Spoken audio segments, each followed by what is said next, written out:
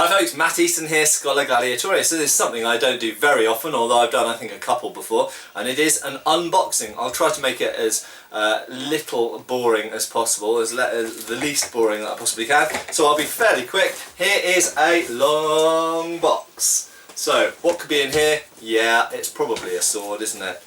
So let's open it. So this is something that's been on order for a few months now, so I'm looking forward to opening it up.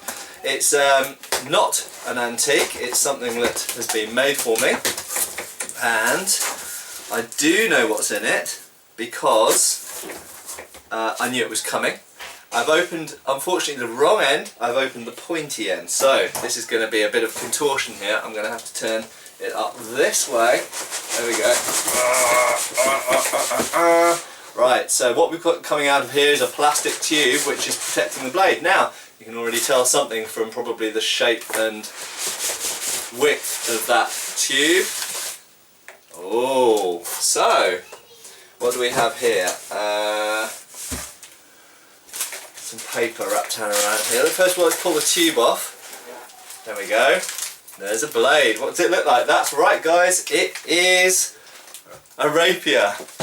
So, many of you will know, if you haven't seen my attempted rapier destruction, I had a crappy Hanway rapier for many years, and I got sick of it and decided to get a decent rapier and thought I may as well do something worthwhile with the Hanway rapier rather than just selling it. I wouldn't get much money for it. So I tried to destroy it, or we tried to destroy it at my club, and we failed. But nevertheless I had a rapier which wasn't really usable as for fencing anymore, because it wasn't safe, because it had been bashed around too much. Now, I therefore decided to get a rapier made by Marco Donelli of Donelli Armories, who I've been recommending to people for a long time. Now, one of my common things that I rant about, mostly on Facebook, is the fact that lots of people who are doing rapier fencing and doing rapier styles, studying rapier and fencing rapier, are using, increasingly, cup hilts, because cup hilts offer a lot of protection for the hand. They are good like that. You can also get, I mean, Marco Donelli, the Donelli Armories, does an economy rapier, a sort of starting rapier that is a cup hilt as well. So, well, it has to be said that Hanway ones are not cup hilt, they're swept hilts. Anyway, the main reason that I object to this, I don't hugely object to it, but the reason I didn't want to go down that route is because most of the rapier styles being practiced weren't designed to be used with cup hilts. Yes, cup hilts are very protective and they're great. I don't have anything ethically wrong with cup hilts, apart from where, you know, if someone is practicing a style of rapier which doesn't use cup hilts, then why use a cup hilt? Surely you should use the weapon that the source that you're studying teaches. And as well as that, cup hilts are, generally speaking, Southern Italian or Spanish.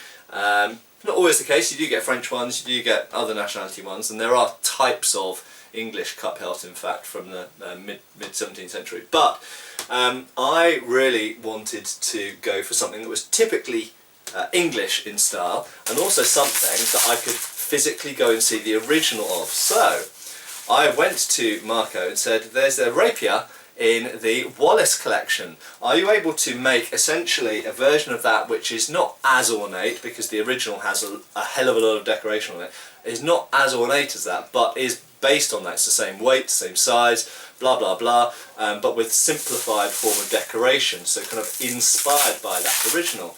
And he, luckily for me, said yes, and here it is. And I've got to say, so far it's looking pretty damn awesome.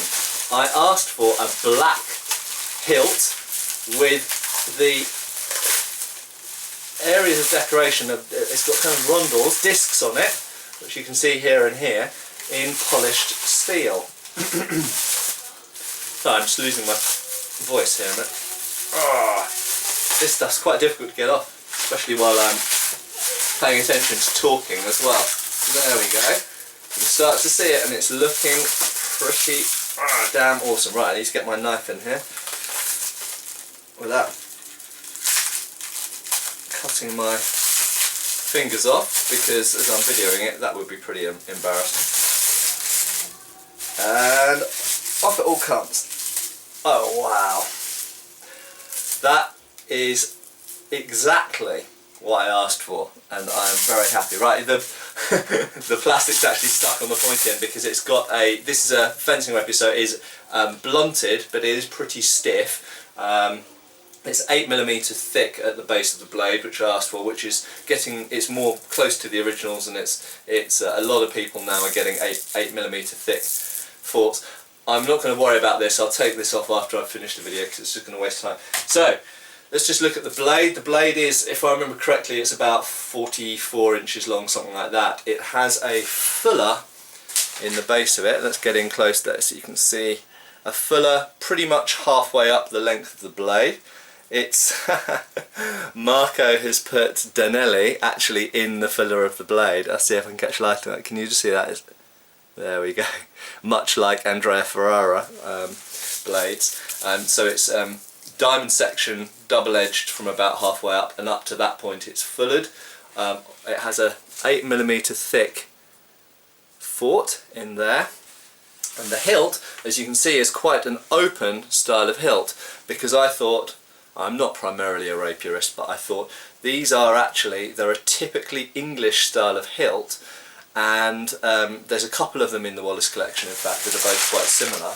And I thought, well, I'd quite like the challenge of using a rapier with an open style hilt, in contrast to all these people who are using cup hilts, and see if I can make it work for me. I've got to say also, it's a really nicely sized hilt. It's not too massive, and equally not constrictive at all. Actually, you'll notice that rapier hilts are usually, obviously cup hilts aren't, but most swept hilts are asymmetrical. So they have bars to protect. They are right-handed or left-handed. In other words, they have bars to protect one side of your hand, and obviously the fingers and thumb on the other side. And because of the nature of the engagement with an opponent's blade, or in contrary to an opponent's blade, the protection offered on each side will need to be slightly different. You'll notice also that the pommel is fairly large on this, fairly big pommel, and the point of balance is there, so just in front of the guard. In actual fact, that's about 4 inches in front of the cross guard, which is not that different actually to a side sword or a medieval arming sword. So there we go, guys. I'm sure I'll do a fuller review once I've had a chance to play with this, but so far it's looking pretty damn awesome. Very happy with that. Cheers, folks. Thank you for watching. Please subscribe and feel free to follow us on Facebook.